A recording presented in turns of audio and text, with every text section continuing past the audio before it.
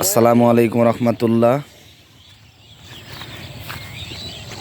শীত যখন শেষ হয়ে যায় তখন গ্রামাঞ্চলে ঠিক গরমের প্রভাবটা ফাল্গুনের প্রথম সপ্তাহেই এরকম আমাদের গ্রামাঞ্চলের মানুষজন এইভাবে ধান লাগায় এবং এইভাবে ঠিক আমরা ছোটোকালে এরকম জমিতে পানি দিত এবং কোদাল দিয়ে কোদাল দিয়ে জমির আইল কাটা হয় এইভাবে, এবং এই জমিটা যখন পানি দিয়ে পরিপূর্ণ করা হয় তারপরে কি করা হয়, পাওয়ার টিলার দিয়ে বা ট্রাক্টর দিয়ে সুন্দর করে জমিটাকে চাষ করা হয় ধান উপযোগী করার জন্য, চাষযোগ্য উপযোগী করার জন্য। এই মাঠে যখন আমি বিগত 2 বছর আগে আসছিলাম, চারিদিকে শুধু সিমের আবাদ ছিল, শুধু সিম ধান ছিল। ঠিক 2 বছর পরে ঠিক সেই জায়গাতেই আমি আবার আজকে দাঁড়িয়ে আছি এবং পরন্ত বিকেলবেলা দেখেন সূর্যটা ঠিক অস্তমধ্যে যাওয়ার পূর্ব মুহূর্ত। কিন্তু একটা জিনিস আমার কাছে খুবই মানে সুন্দর লাগতেছে, সেটা হচ্ছে, আমি এদিকে আসো, এদিকে এদিকে এদিক, যে আমরা যে বাজারের থেকে সরিষার তেল কিনে খাই, খালি কিনেই খাই অরিজিনাল সরিষা, কিন্তু আপনারা আমু এদিকে এদিকে এদিকে এদিকে, এই ফেলে দে, এই দেখেন এটা হচ্ছে অরিজিনাল সরিষা। এই সরিষাই ঘান ভাঙায় আমরা কিনে খাই, যেটা শহরে 200-220 টাকা কেজি।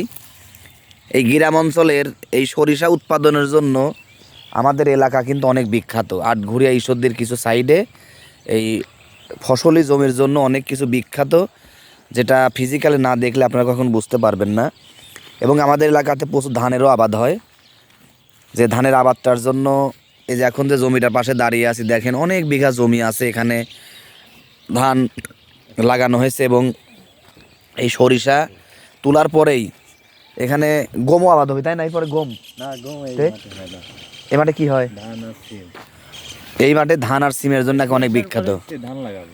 এই সরিষার জমিতেই আবার ধান লাগানো হবে। যাই হোক, গ্রামীণ পরিবেশের ভিডিও দিয়ে দিলাম।